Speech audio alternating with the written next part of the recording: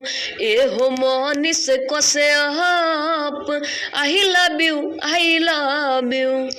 नमस्कार दोस्तों, स्वागत है आपका मेरे चैनल पर। जी हाँ दोस्तों, आपको बता दूं कि पूजा पांडे नाम की एक सिंगर है जो कुछ दिन पहले मनीष कश्यप के ऊपर गाना गाई थी। जी हाँ दोस्तों, और उस टाइम है जो मनीष कश्यप ने उसको बच्ची समझ करके या गरीब घर के समझ करके माफ कर दिया था। यहाँ तक कि उसको मोबाइल भी गिफ्ट किए थे मनीष कश्यप। लेकिन उसका नतीजा क्या निकला? जी हाँ दोस्तों, आपको बता दूं कि फिर भी नहीं सुधरी पूजा पांडे।